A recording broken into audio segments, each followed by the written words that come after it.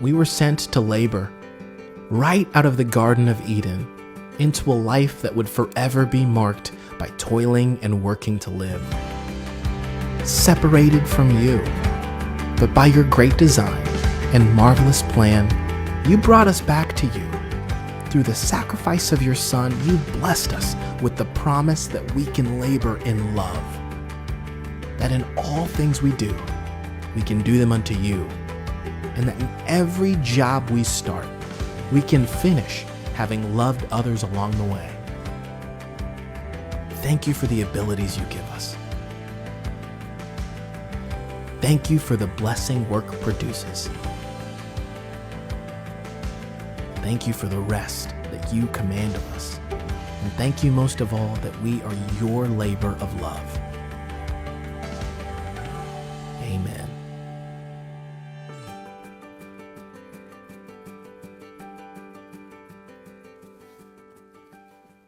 The guy got out of college and he was interviewing, right, for his first position. And he's in front of the HR guy. And HR guy says, all right, well, what will it take to have you? Kind of interested, from your perspective, what do we need to get you? And the guy said, well, I'd like to start with 6 figures.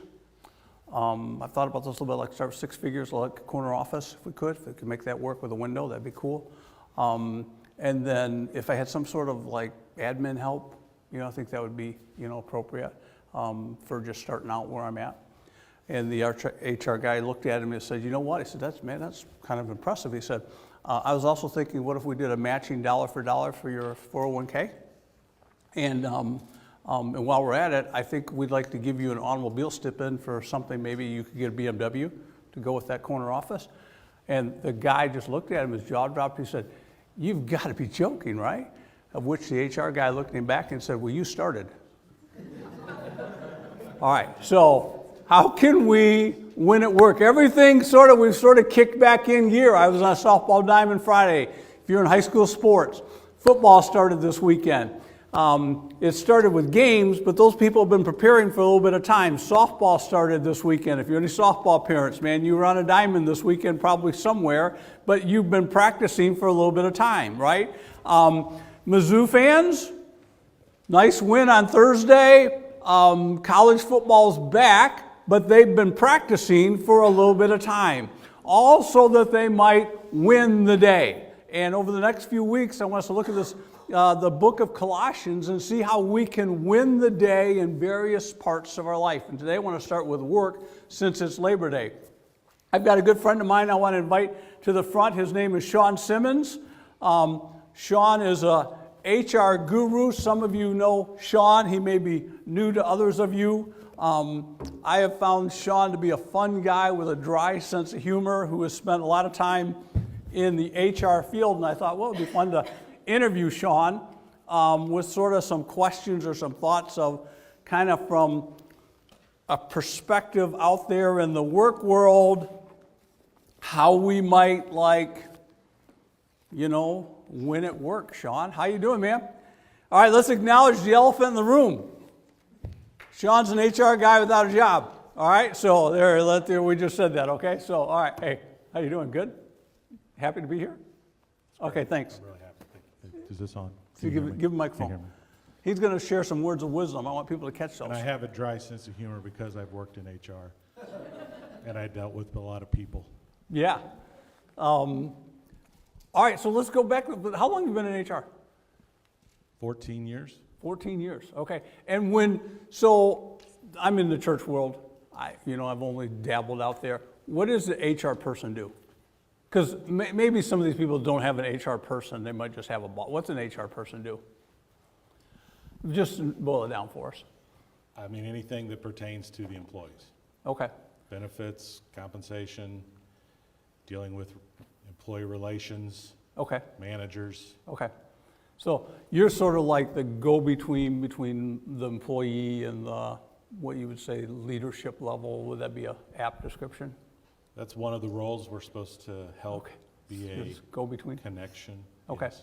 All right. Sean, I know I asked Sean to come prepared to talk about three questions specifically I wanted to ask him. And so the first one was this.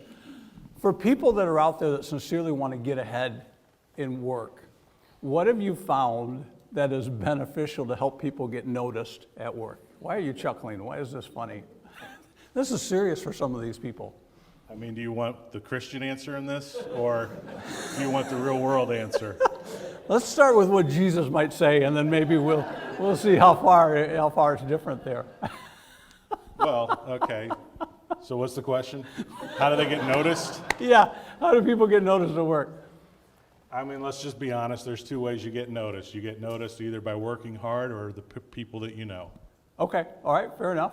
So, And if you do both of those, then you can do really well. okay, gotcha. I mean, I'm looking at, though, are there certain practices that people could do that help them stand out and distinguish themselves from other people? And you did say working hard, but is that, let me just ask that, is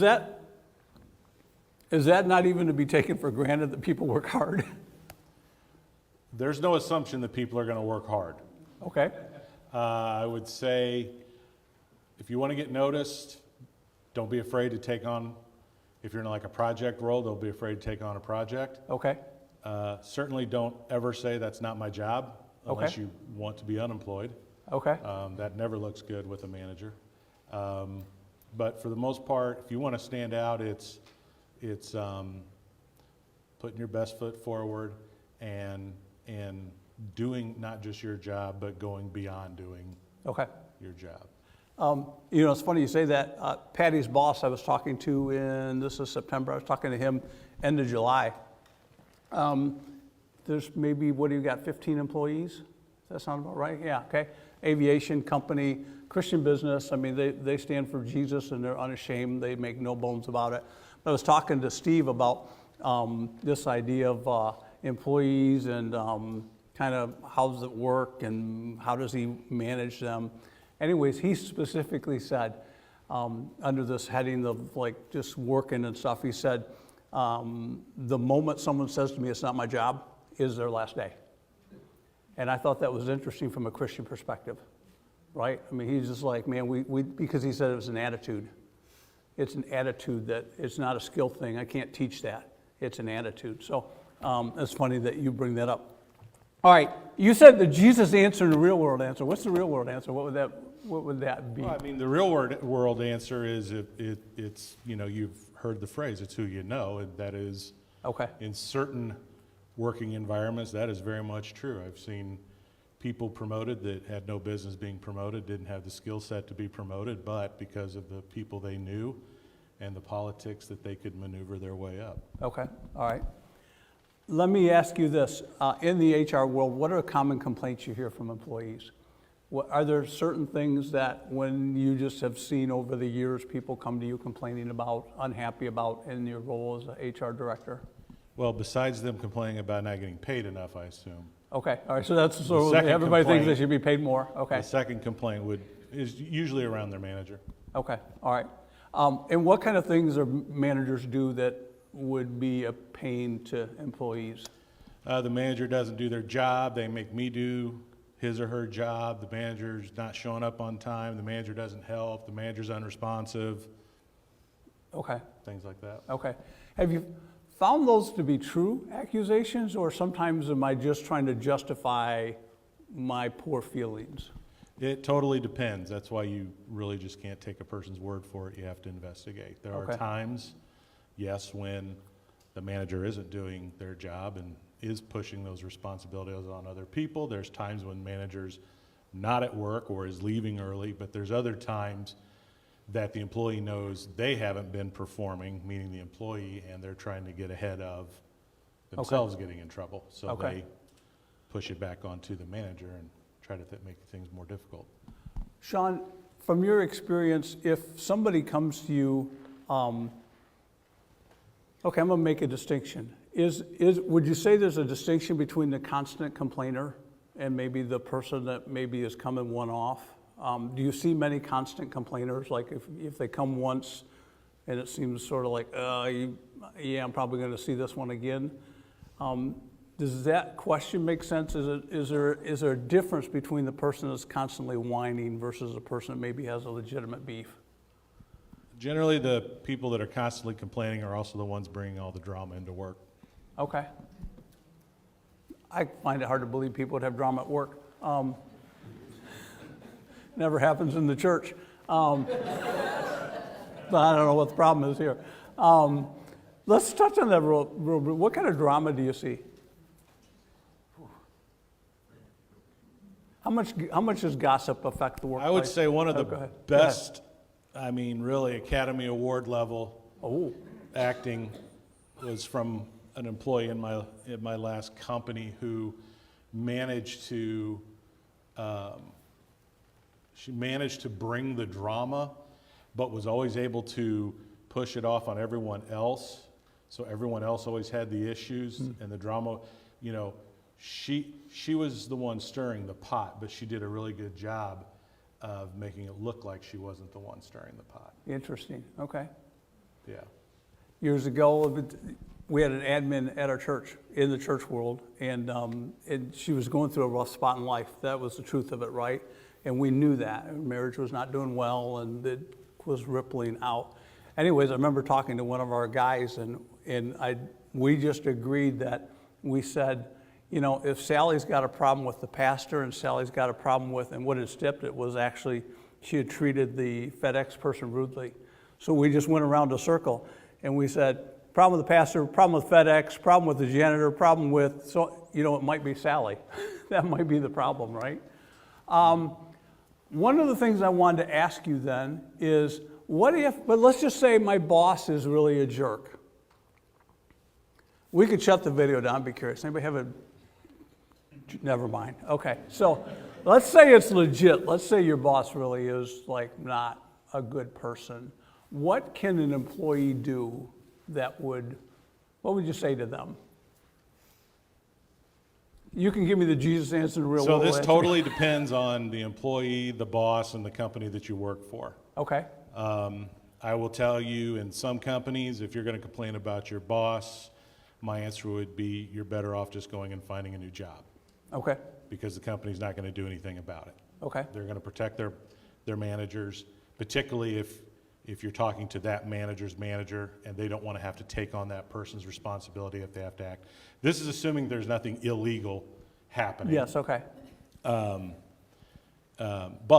that's very much true. I've worked in companies where they're going to back their managers 100%. I've worked in larger organizations, 40,000 employees. That tends to become more department specific. So if you work in the finance department and I know those people and you're upset and you're complaining and you want someone to do something, we only have in HR the ability to have conversations. We can't force people to change. You try to bring those issues forward in a way that there's not going to be retaliation, but in some organizations there absolutely will be retaliation. And I've never told someone you just may as well go look for another job, but I've certainly thought it. Okay. Because I know what the reaction is going to be. There's other organizations that are very sincere, and if there's a manager that they're having problems with, they want to know about it because they understand that they need their managers. The manager's job is to provide support to their team, and in those organizations you can typically have conversations and address it in a productive way. So it totally depends on the organization. And there's probably no way for you to know until you put your foot in the water and sort of go down this path because you've gotten to a spot where you're like, oh, I just can't do this anymore. I've got to tell somebody, right? Yeah, okay. Yeah, I mean, the best, the most interesting is when someone comes to me to complain about their boss, but then they tell me they don't want to do anything about it. So then I'll say, then why'd you come to me? Okay. Does that happen? It's really oh yeah, that happens a lot. That's really just they want to come vent. Okay. But they don't want it out there because they don't want to get in trouble. Okay. Last question I've got for you. What, from your perspective in HR, and let's take it sort of piggybacks on the first question, but what makes for a successful employee? From an HR perspective, you've seen management, you've interacted with the person on the front lines. What is it that helps a person win at work? What helps them that you would say they could be successful? I would say more than anything, it's finding the people that are going to be able to align with the organization's values and how they operate. Okay. Not everybody can work in every organization. So if you work in if you have a company that's cutthroat, has a aggressive sales team or whatever, and you're not aggressive, you're probably not going to be very successful. So it's really matching your personality and your behavior with the right company. It's kind of like dating. Unfortunately, there's no, I don't know what are all these dating apps. There isn't one for businesses, but that might actually help some people. Interesting. But, yeah. Interesting. Yeah. Yeah, because isn't it fair to say, I know it's funny you say that. So for instance, in the church world, let me just relate it to church world a little bit, would be when I was in between positions and I was coming out of the Midwest, one of the things that I read that resonated that I never really thought about was, look, if you're a Midwest guy, you might not make it on the East Coast. You might not make it on the West Coast because there's a different mentality, a different mindset right here in the Midwest than it's on the coast. So that's sort of what you're saying. If you're more of a chill person and you don't want to do cold calls and that kind of stuff, then maybe being in an environment where that's what they're going to do, you are not going to succeed in that. Okay. So I interviewed with a company that was based out of New York City. Okay. And me being in the Midwest in St. Louis, flyover country, they actually asked me, they said, now we're a New York company and we work pretty hard.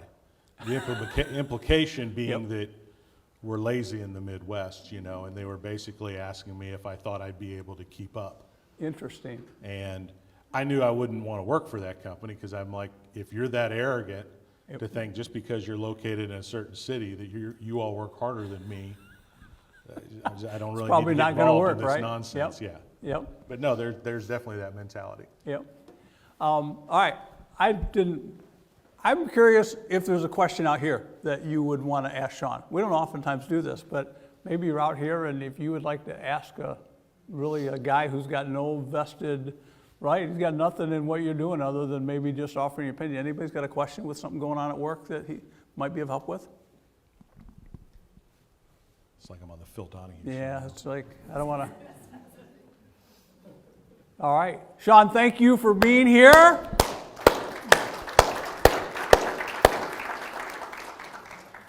See a guy back there in that lime green shirt? 33 years, 3 months. He is done on Friday. Matt Coonan, congratulations. He told me before service, 33 years, 3 months, and 3 days is how it works out when he's done on Friday. So congrats, Matt. All right, how do we win at work? Open your Bibles to Colossians chapter 3. Let me set the background for you, how we are at where this passage we're going to look at. Colossians chapter 3, Paul's writing a letter to a new group of believers. It's hard for us to enter into that because we haven't been a new group of believers. Some of you have walked with Jesus for a long time. If there's any way you could get your brain around the fact, or if you can go back to maybe when you didn't know Jesus and you were beginning to learn some things that maybe being a Christian means living and thinking a little differently, then you could maybe enter into where Paul is at with this group of people. They've not known Jesus very long. There's all sorts of different people in the church. There's working class people in the church. There's what you would call white collar, blue collar, everywhere in between. You've got bosses and you've got slaves. And to this group of people, Paul writes a very practical letter of some things like, okay, and touches on family. He touches on how to get along with each other. He touches on what to do with bad habits. And then here in the passage today is like, well, how am I supposed to win out in the workplace? How am I supposed to get along out there? How can I win at work? Colossians chapter 3, verses 22 through chapter 4:1. Slaves, obey your earthly masters in everything, and do it not only when their eye is on you to win their favor, but with sincerity of heart and reverence for the Lord. And whatever you do, work at it with all your heart as working for the Lord and not for men, since you know that you will receive an inheritance from the Lord as a reward. It's the Lord Christ you are serving. And anyone who does wrong will be repaid for his wrong, and there's no favoritism. Masters, provide for your slaves with what is right and fair, because you know that you also have a master in heaven. 4 verses to this new group of believers about how to get along at work, okay? First thing we need to say right out of the gate is the slavery here is not the slavery that the U.S. and Western countries, when you think of slavery, there's a difference. Slaves without slaves, they were a class of people that were maybe taken as prisoners of war, but maybe it was your family and you were born into slaves. And it's sort of interesting. Some people have said, in the Bible, slavery is never condemned. Now, I'm not saying that as like, see, slavery is never condemned, therefore it's okay. That's not what you're hearing me say. It just was a recognized fact of life that there were slaves, maybe 500,000 people in Rome when Paul wrote this. They were doctors. They were professors at the university. Yes, they did the stuff in the home, but it was largely because the Roman work ethic there wasn't a Roman work ethic. Work was beneath the dignity of your average Roman person. They didn't feel like they needed or should work. And so what you would do is you would go out to find somebody and pay someone to do the stuff that you didn't want to do. Because you were too good to do it. You were too good to do laundry. You were too good to work in the kitchen. You were too good to work. And so into this environment, Paul's going to give some you can see it, there's only 4 verses about how we're supposed to do this. But if we unpack them, there's a lot of stuff here for us to sort of think about, all right? And as I was just thinking about, well, how do I want to win at life? You want to win at life. 1/3 of your waking hours you may spend at work. Now, here's the deal. Some of you are not working. You say, well, this doesn't work for me. I'm in school. Well, you're working. Absolutely working, right? Anybody who doesn't think a student is working is crazy. We, as an aside, when our kids were going through school, we paid for grades.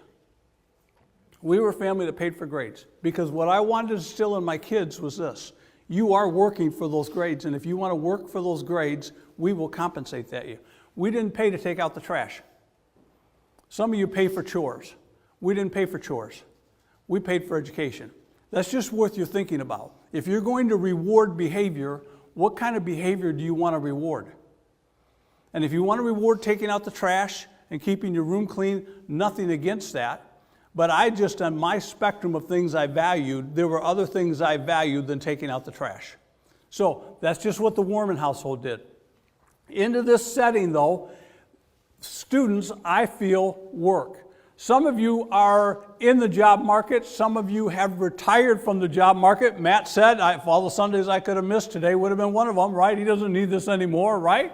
But we do, because I think some of the principles here apply whether you're at work or just kind of if you're out in the community dealing with people. One of the things we're going to talk about is attitude, how important attitude is to how you succeed in life, not just at work, all right? So into this environment, Paul writes, and he's got some words, and I've just got 5 observations I want to leave you with. First is this, that work has value. Remember the country song, Take This Job and Shove It? What's the premise behind that song? Take your work and I don't need it. And I think that carries over sometimes into our attitude out there. We disparage work. Anybody looking forward to going to work on, Labor Day. Labor Day is 1868. Labor Day was established to sort of raise the level of saying, yes, work is good. But it wasn't widely received at first. People sometimes come into our jobs thinking, I got to do this. And you know why you got to do it, right? You got to pay the bills. You need money. You got to work. You have to like your job, right? It would be interesting. I wish I could ask you how many of you really like your job. How many of you enjoy doing what you do? Versus how many of you are just doing it? And I bet you, I wondered this week if more than half of you would say you really enjoy doing what you do. I wasn't sure we could get there. one of the reasons why is because when I just Googled what percentage of people enjoy working. And it's the lowest it's ever been. I think the scale's just tipped at 51%. So that means there's a whole lot of unhappy people working. You don't like your job. Now, why don't you like your job? That's a fair question, right? And it might be, as we were talking a little bit here, it might be the people your boss, the people you rub shoulders with. It might be the corporation. The world has changed. You don't like the way the direction's going. Maybe you don't like the way your company's going. It really might be you're mismatched, but it's a job. It's paying your bills. You really don't like it, but you're making good money at it, right? But it's fair to say, if you don't like what you're doing and you're spending a third of your waking hours doing it, why are you doing that? And one of the things I want to just start with is this idea that work does have value. Because see, to the Romans, it didn't. There was a time with a group of people, and I wonder even today if everybody thinks, I'm a big believer. If you paid me 6 figures to stay home, I would. Wouldn't you? If you could get somebody to give you $110,000 a year to just do what you want at home, you would do it in a heartbeat. I'm running into more and more people as I've gotten older. I was on a softball diamond on Thursday, ran into the AD at Howell Central. He retired. Known Scott for, 20-some years that I've been officiating. I've known Scott that long, and he retired this year, and his daughter pitches for Howell Central. He's going to watch a lot of softball. But I said to him, what are you going to do? Because I know that a lot of people that have been working that are ambitious people can't just sit home. You're just not wired that way. I don't think I could sit home for 6 figures. I'm not wired that way, right? And part of it is an ethic that says that I think down to my core that working is good. Working has benefits. Working brings value. Now, what I want to ask you to think about is what value? I want to probe your attitude a little bit. When you work, here's what you do. You provide for your family, and that's not wrong. How else is your family going to be provided for if you don't go out and work? Where's the resources going to come from? Work provides for others. With the surplus that you have, I would like to challenge you, if you're living just for yourself and your family, you're missing something. I believe God blesses us so that we might be a blessing. And I believe that if there it goes. Boom, boom, boom, boom. I believe that if we don't have our eyes up and sort of looking at other people saying, who with what God has given me can I benefit? We're missing something. I think there's a benefit to the church when we give back to the Lord a portion of what He's done for us. We received a check in the mail this morning from a family that watches us up in Big Rapids, Michigan. Never set foot on this place, but they've given consistently every quarter as part of their offering. There's things that happen for the benefit of others, and one of the things I wonder is when we do our jobs well, it is to help other people. We just bought a CRV, a second used CRV. I shared with you last week the finance manager prayed over us, but he saw it as his job in finance for used cars to help people get a good deal. Our car salesman had 2 cars open ready for us. You could say, well, that's his job. No, because I dealt with a lot of car salesmen that were like, oh, let me go get the keys. You wait here while I go get it was like, all right, we're going to come. And like they acted like they weren't ready for us. Where one guy was there, ready to go. Here, which one do you want to go with, right? I think when I do my job well, others benefit from it. When I'm on a basketball court, take the church sale, Mike, you just live in a church. No, I go to a basketball court, referee a game. I bring value and benefit in doing that game well for the fans, the parents, the players, the coaches. I honestly see that that's what I do. That's my role when I go out there. When you go to work on Tuesday, do you see the value you're bringing to benefit those around you? And if you don't, could I ask you to begin to think differently about it? Paul would say, when you work, work is to the Lord.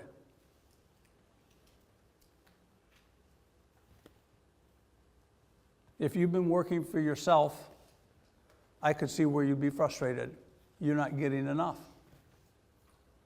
Maybe you're not. I'm not minimizing that. I don't know. But I can see where if all my focus is on myself, I can see where I could be dissatisfied. Because you people treat me mean. Because my boss doesn't really give me the pat on the back. I can tell when people work for the Lord and when they're working for themselves in the church. People who are working for themselves in the church are the ones who complain when they don't get a pat on the back and an attaboy and hey, thanks for serving.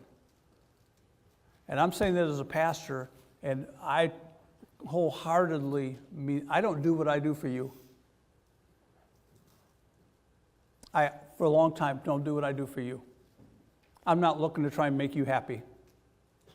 If you are happy in the process of me serving the Lord, that's a good thing. If my decisions and the choices that I say, hey, I think we should do this, make you upset, that might be on you. You might have to ask yourself, why am I upset with this choice? If you don't get recognized and you feel like you should get an attaboy, who were you serving? Because I promise you the Lord sees, and if you're working for Him, He will reward you. One of the problems that the slaves of the day had was this. They had no guarantee that when they were done, they weren't going to be just cast aside. And so when Paul writes in here that you will receive your inheritance, your reward from the Lord, what he's saying is Jesus sees, and you might not get any attaboys here, but Jesus sees. The second observation I want to make for us is that God's not a couch potato. God worked. For 6 days, He worked in creation. And He was a creator, and all you've got to do is look out and see how cool it was. Jesus, when He was here, worked. Jesus chose working men, fishermen, tax collectors, people that were out there getting their hands dirty. Jesus and the Father are not afraid of hard work. And we shouldn't either. That's what I mean by this. God didn't just sit around going, I'm God. You all just kind of do what I want you to do. And I think that's inherent in what Paul's trying to say here. He says, whatever you do, do it for the Lord. Whatever your hand finds you to do, you should do it as unto Jesus because He gets it. He's right in there working with you. And if you have to work a little bit extra sometimes, we here at church, I'm going to brag on Tori here because she did something really, really cool here a couple months back. She had printed one of the bulletins and going home and thinking about it after I'm slaughtering it, but she realized after she printed it that it wasn't correct, that there was a name that was in there that shouldn't have been in there. And so she came back up on Saturday morning and she made it right. Now, it would have been so easy just to hand out those bulletins and just say, oh, just get up in front and say, oh, yeah, by the way, this person isn't, blah, blah, blah. But she went the extra effort to come up here and make it right. That's what hard work does. Sometimes you have to go above and beyond. Sometimes I stopped my friend Steve when he said, because he's a Christian organization, I thought he'd give a little measure of grace. I really thought, Steve just stopped. He was like, oh no, man, first time I hear like that's not my job, that's your last day. Let that sink in.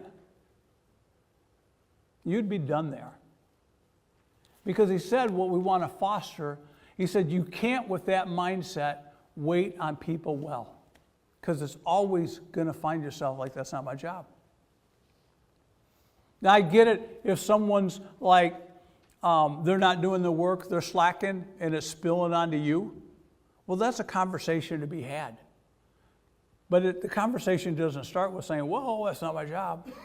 It's like, oh, hey, my plate's already full. I can take this on if I need to, but let's figure out why it's not getting done.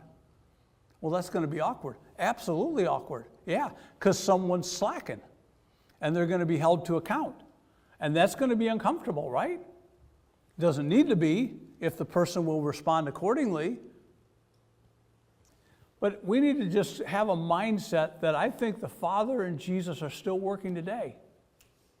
It's still working. Jesus is at the right hand of the Father, interceding, praying for you as you're sitting in here. He's not on vacation. I guess my work's done. I did the cross, did that whole resurrection thing. Now I'm just going to chill for a little bit, hang out with the angels, sing some lullabies. That's not what Jesus is doing. The third observation from the text that was interesting to me is what I call chase your tennis ball.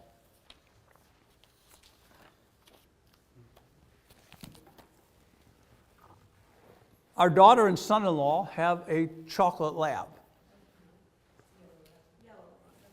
Yellow lab? Winston's a yellow lab? Yeah. You can tell because of what he looks like. He's brown. My daughter and son-in-law have a yellow lab.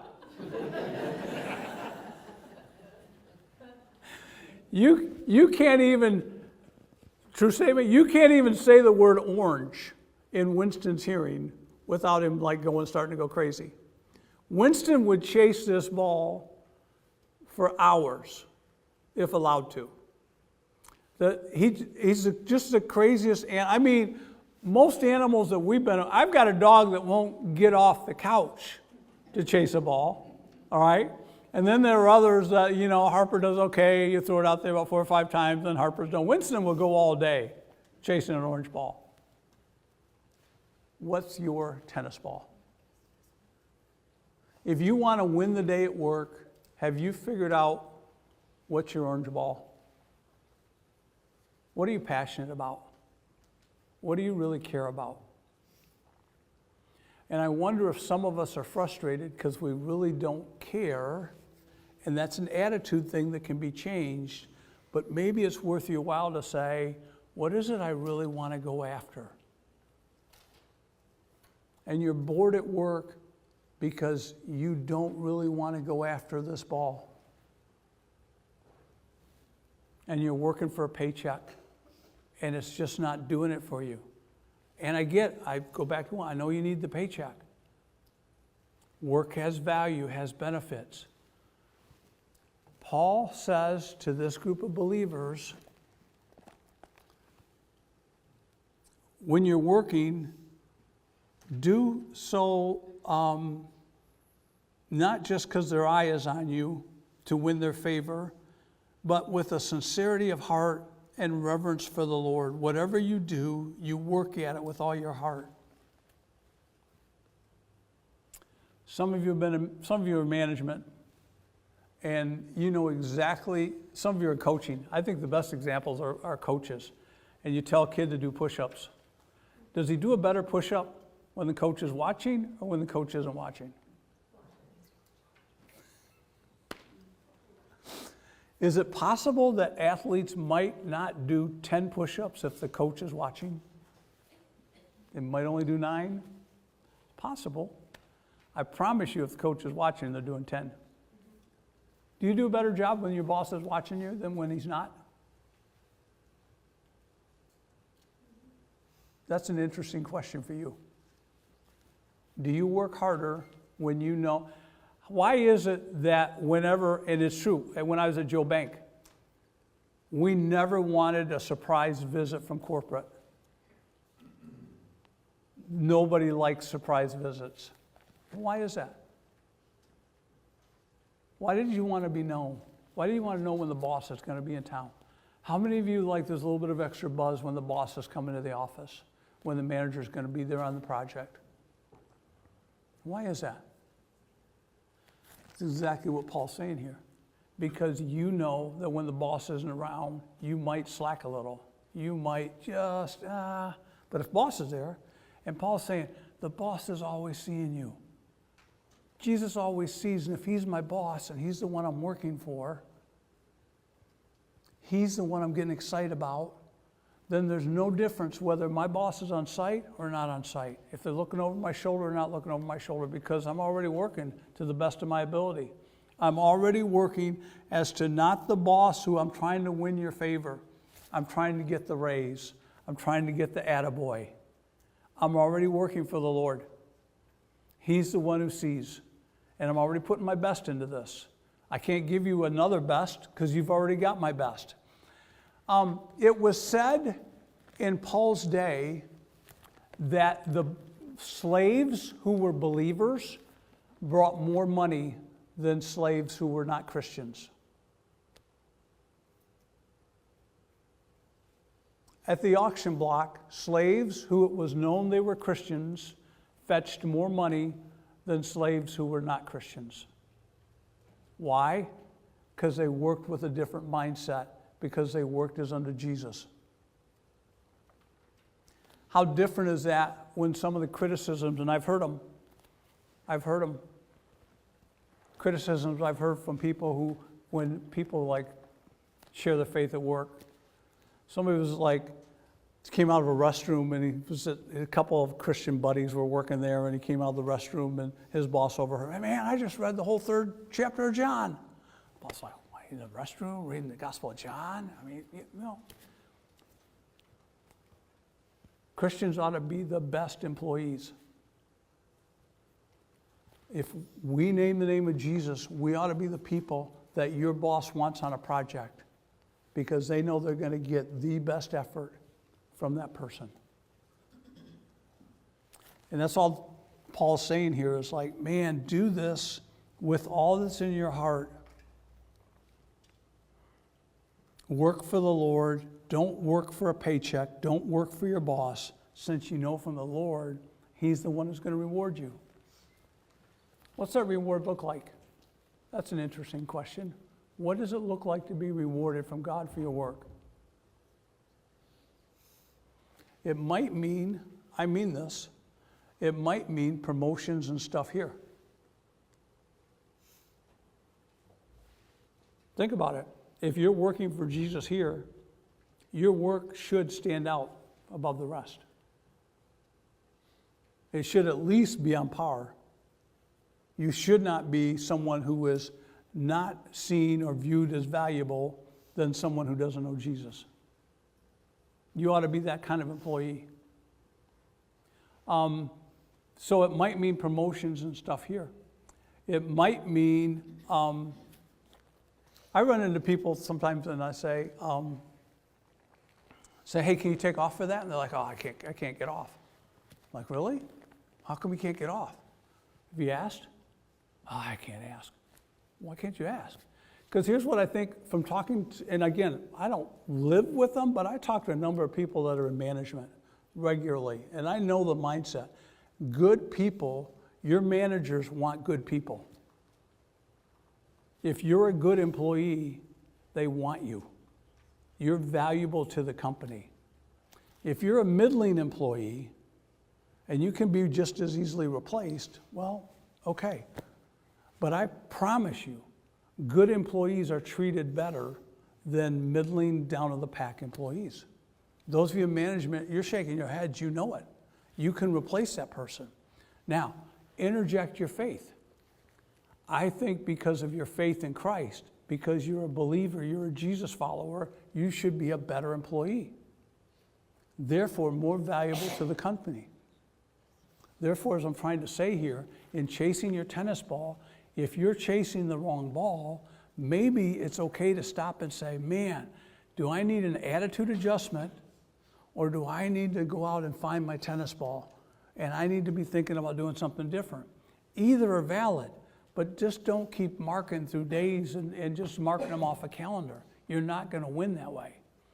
Hey, the fourth thing that I was thinking as I was working with this passage is this. Your skills will get you hired. Somebody told me this isn't new with me. Your skills will get you hired, but it's your attitude that's going to get you fired. You'll get hired because of what you can do. But ultimately, it's not what you do, it's going to be your attitude that gets you let go. I was looking this week and just, again, so what are the, and I get it from the passage here, right? Whatever you do, work it out with all your heart, work for the Lord, not for men, since you know that you will receive an inheritance from the Lord as a reward. Anyone, verse 25, who does wrong will be repaid for his wrong, and there's no favoritism. Actions have consequences. Good employees, they have good things happen. Bad employees end up like unemployed. So I Googled, like, all right, what are the top reasons people get fired? Okay? See if any of these relate to you. They're not respectful of others. Those people tend to get fired. People who bully on the job get fired. People who don't care about others tend to get fired. Lying and dishonesty will get you fired. If you are dishonest, if you're taking things that don't belong to you on the job, if you're lying about your time. Softball world. My assigner says to me, a guy bailed on him on Friday on Thursday, and he gave a reason. And here's what my assigner said. If I find out that he's not what he said he's going to do, he's got games next week, he won't be working. It had nothing at all to do with his faith. His bosses don't want to put up with that nonsense. If you're sick, be sick. If you're calling in sick and you're not sick, shame on you. Totally serious. Just tell them, hey, I got this thing I'd like to do. Can I get off? Can I use my PTO? Can I burn a vacation day? But don't lie about it. They blame others. It's always someone else's fault. Did you ever encounter anybody like that? That is a pain in the derriere. It's always it's not your fault. Someone else's fault. They didn't. They did. They, not me. People who tend to get fired are not self-motivated. That was another one that kept coming up. They see, I think it goes back to what Sean said, it's not my job, but it might be more than that. It might be like you look and you like you just don't see what's going on around you. That would be a lack of self-motivation. You don't care to make the place better. Because it's the boss's job, right? To make the place better. Whose job is it to make the church attractive? Whose responsibility is it for the church to be attractive? How many of you think it's mine? How many of you think it's you? I'm totally serious. I'm not trying to shift it. I'm trying to say, if you think it's your boss's job to make your place better and you don't see your role in that, you're missing it. You're saying it's not my responsibility, it's someone else's. When I have a part that I play in this, but so do you. And it's in church and it's in your work world. It's on your sports team.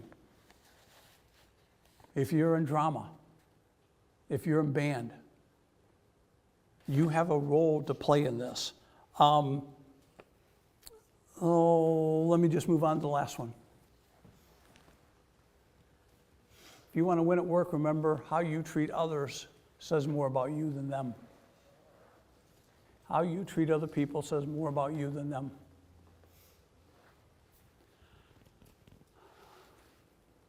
I tend to think that we excuse our poor behavior because you deserved it. After all, they were a jerk, right?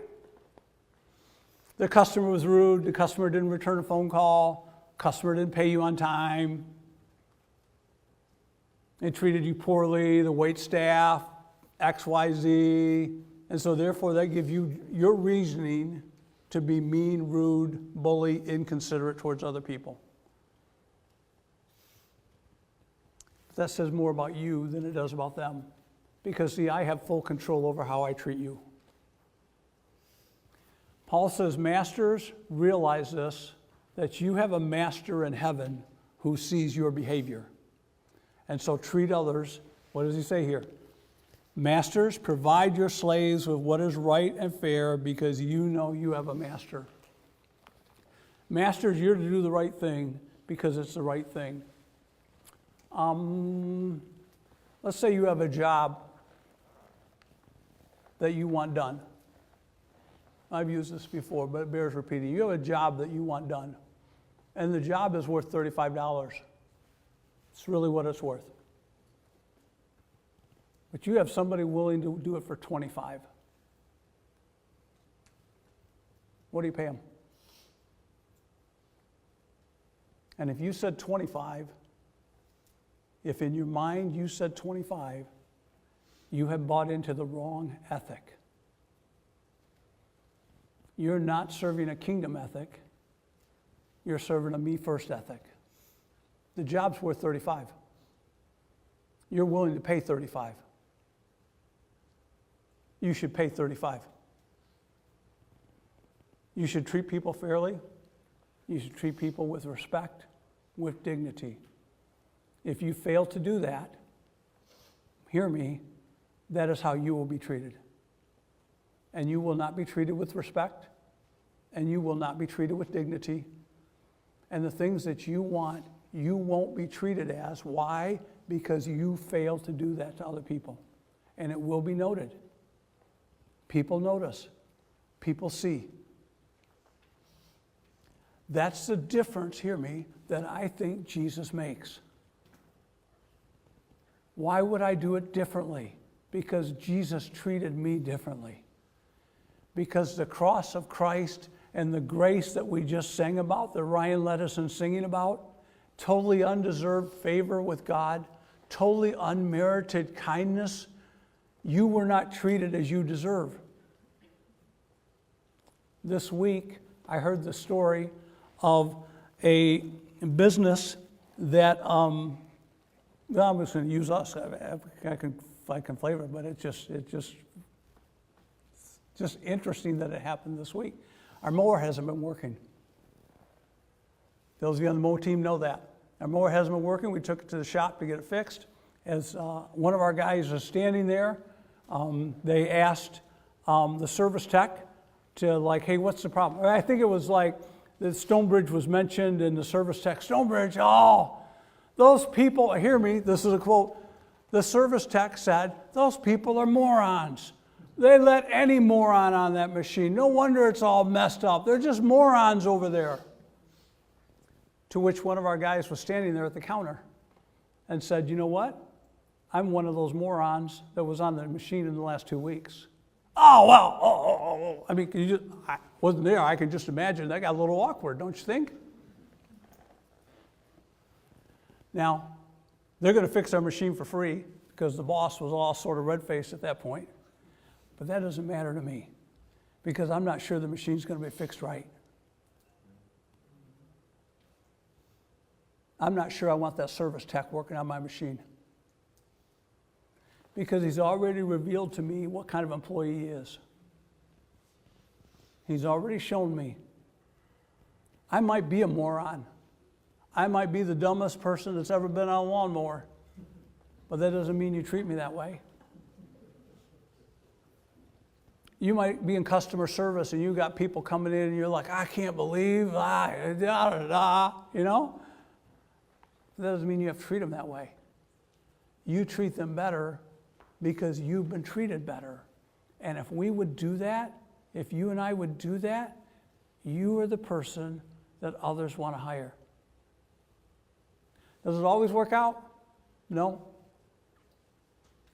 One of the things I learned when my pastor wanted to fire me in my mid-30s from being a youth pastor, and it just really, Patty will tell you, it just was really one of the low points in my life. I thought, how do you get fired at church?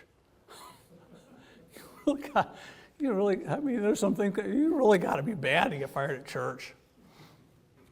I wasn't fired, but it wasn't pleasant a couple of years there, right? But one of the things I found out was the number of people, of what I would say are good people that I've talked to through the years that have been fired through no fault of their own. I've actually encountered more people that have been let go than you might be. I was surprised. I was like, really? You too? Really? So if you're in that environment and you do get let go, it just happens, and it really might be no fault of your own. You did everything you could. You loved Jesus. You were a good employee. You were faithful. You did hard work, and they let you go. I get it. It happens, right? But by and large, believers should be the folks that organizations want to be part of their team. And we can be that way. And so Paul says to this group of people, you want to win at work? Man, have a good attitude. Treat people better than they deserve. Show up on time. Do your job. Do what you were hired to do. Don't complain. Look to bring solutions, not problems. I can find problem people all day long. I need solution people. People who at least want to brainstorm, make it better. Be that kind of employee. You will be wanted. Team's coming up. I'll leave you with a story. There was a carpenter. It was his last months on the job. The boss really hated to see him go, but that's, the guy was like, man, I'm just done. I want to spend time with the family, with kids, and worked a long time. And so the boss said to him, all right, well, I got one more project. I got one more house I want you to build. It'll be your last house, promise you. Okay, great, cool, I'll do it. As the story goes, he bought the lot, the owner bought the lot, and he's got this guy working on the house and with his crew, but his heart's not in it. He knows he's quitting. He knows he's going to be done. And so he just doesn't do his best job. And he's cut some corners and, and just, you get the picture, right? It's just not a pretty sight, okay? The time comes when it's the guy's last Friday. And so as they throw a big lunch, they're going to shake hands, and they got cake and everything there. And the owner of the company comes up and he's got keys. He says, hey, Bill. He says, man, you have been a faithful dude for so many years. He said, I just want you to have, this is like our going away gift to you.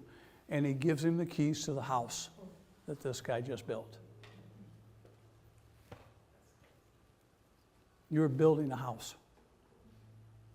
You are building a house. You today, this week, are going to go out and work on a house. Your house. Here. What's it going to be like? Are your kids going to be proud of that house they see? Is your spouse going to be proud of that house they see? Your family proud of that house? They want to be a part of that house? Let it begin in us, because Jesus has changed us. Let's stand and sing with these guys.